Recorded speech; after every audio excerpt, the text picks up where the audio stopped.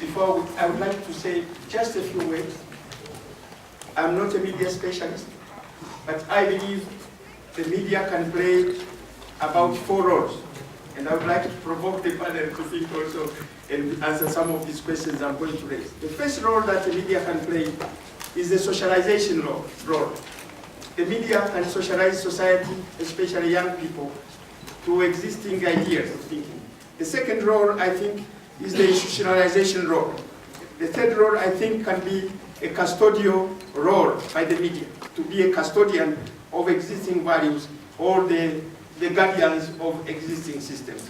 And I think the last role which we are asking our experts to answer is, can the media perform a transformative horticultural role?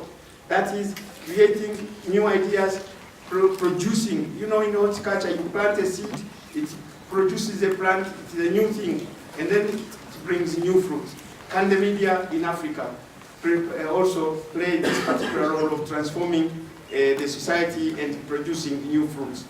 To open the debate, I would like to ask Dr. Zirai to be the first speaker. Dr. Zirai is the head of the School of Journalism at Addis Ababa University. The question whether the African media are capable of transforming a continent is a $600 question, which cannot sufficiently be addressed by eliciting a categorical yes or no answer.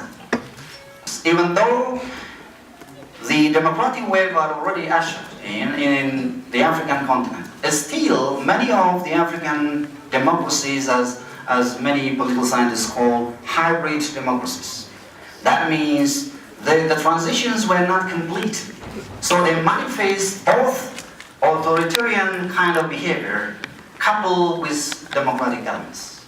Even though the press or the print media is widely private owned, in many parts of Africa still today, there is uneasiness on the part of many of the African leaders in order to liberalize the broadcasting of the radio and television.